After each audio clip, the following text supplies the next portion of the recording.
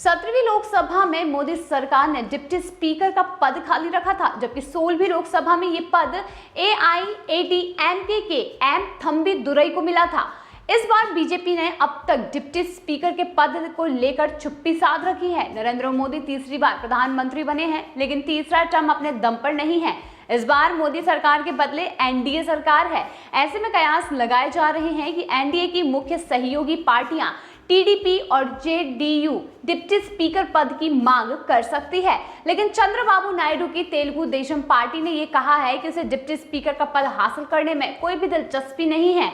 इस बार बीजेपी ने ओम बिरला का नाम फिर से लोकसभा अध्यक्ष पद के लिए आगे किया, तो विपक्ष से सहमति बनाने की कोशिश भी की। मुख्य विपक्षी पार्टी कांग्रेस ने बीजेपी से ये कहा कि वे लोकसभा अध्यक्ष के लिए ओम बिरला का समर्थन करेगी, लेकिन इसके बदले में उपाध्यक्ष का पद विपक्ष को दिया जाए। बीजेपी इसके लिए तैयार नहीं हुई तो कांग्रेस ने ओम बिरला के खिलाफ लोकसभा अध्यक्ष के लिए केरल से अपने सांसद कोडी कुन्निल सुरेश को आगे कर दिया।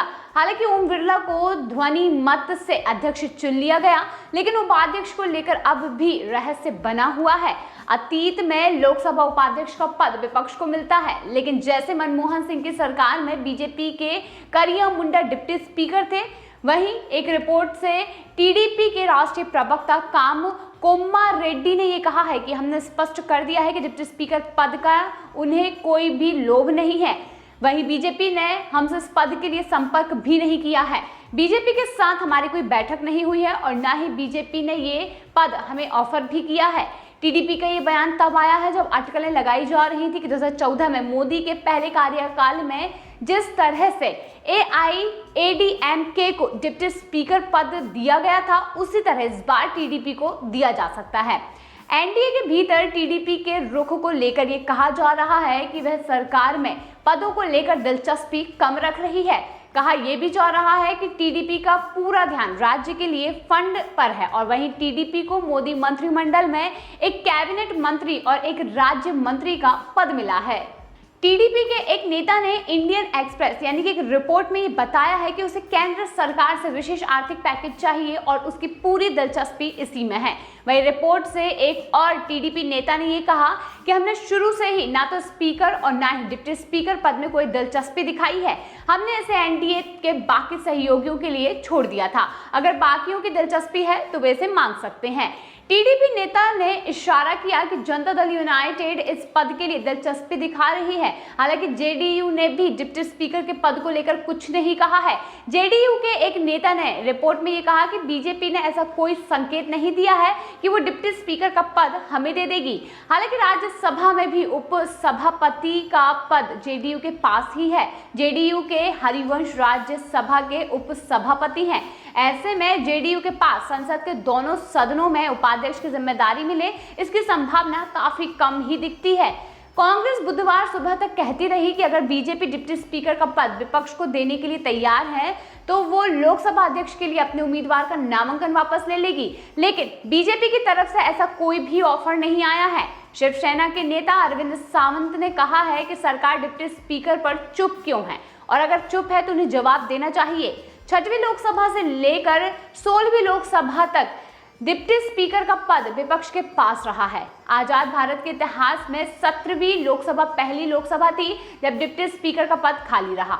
संविधान का अनुच्छेद 93 ये कहता है कि डिप्टी स्पीकर का चयन होना ही चाहिए। सदन के 2 सदस्यों का चयन स्पीकर और डिप्टी स्पीकर के रूप में होना संविधान के अनुसार काफी जरूरी है। 1969 तक कांग्रेस की सत्ता में भी कांग्रेस ये दोनों पद अपने पास ही रखती थी, लेकिन साल 1969 में ये चलन बदल गया है। कांग्रेस ने ऑल पार्टी हिल लीडर्स के नेता गिलबर्ट जी स्वेल, जो उस समय पर शिलांग से सांसद थे, उन्हें यह पद दिया गया था। संविधान के अनुच्छेद 95 के अनुसार डिप्टी स्पीकर लोकसभा अध्यक्ष एवं उनकी अनुपस्थिति में उनकी जिम्मेदारियों का निर्वहन करता है। अगर डिप्टी स्पीकर का पद खाली रहा तो उस स्थिति में राष्ट्रपति लोकसभा के एक सांसद को ये काम करने के लिए चुन सकते हैं। अनुच्छेद 94 के मुताबिक अगर स्पीकर पद अपने पद से इस्तीफा देते हैं तो इस इस्तीफे में उन्हें डिप्टी स्पीकर को संबोधित करना होगा। 1949 में संविधान सभा में इसे लेकर बहस भी छिड़ी थी। वहीं बताते चले कि डॉक्टर भीमराव अंबेडकर का ये कहना था कि स्पीकर का पद डिप्टी स्पीकर के पद से बड़ा होता है। ऐसे में उन्हें डिप्टी स्पीकर को संबोधित नहीं करना चाहिए बल्कि राष्ट्रपति को संबोधित करना चाहिए। लेकिन ये तर्क दिया गया कि चूंकि स्पीकर और डिप्टी स्पीकर का चयन सदन के सदस्य करते हैं, इसलिए इस पद की जवाबदेही सदस्यों के प्रति ही होनी चाहिए। चूंकि सदन के हर सदस्य को इस्तीफे से संबोधित नहीं किया जा सकता, ऐसे में स्पीकर और डिप्टी स्पीकर को ही संबोधित करना चाहिए क्योंकि वो सदन का ही प्रतिनिधित्व करते आ रहे हैं। इसके साथ तय हुआ कि अगर स्पीकर इस्तीफा देता भी है तो डिप्टी स्पीकर को संबोधित करेंगे और अगर डिप्टी स्पीकर के इस्तीफे की स्थिति आती भी है तो वो स्पीकर को संबोधित जरूर किया जाएगा। यानी कि अभी तक डिप्टी स्पीकर का पद खाली है और सारे जो मुआने हैं वो सामने आ चुके हैं, लेकिन अब सभी को सिर्फ इसी बात का इंतजार है और सभी की नजर सिर्फ इसी पर टिकी हुई है कि इस बार डिप्टी स्पीकर के पद पर कौन होने वाला है, या विपक्ष का कोई नेता होगा या फिर एनडीए से ही किसी को इस पद के लिए काबिज किया जाएगा। तो ये नजरें टिकी रहेंगी। लेकिन दोस्तों, आपको क्या लगता है कि इस बार डिप्टी स्पीकर का पद किसे मिल सकता है? इस पर आपका क्या विचार है? कमेंट सेक्शन में जरूर बताइए।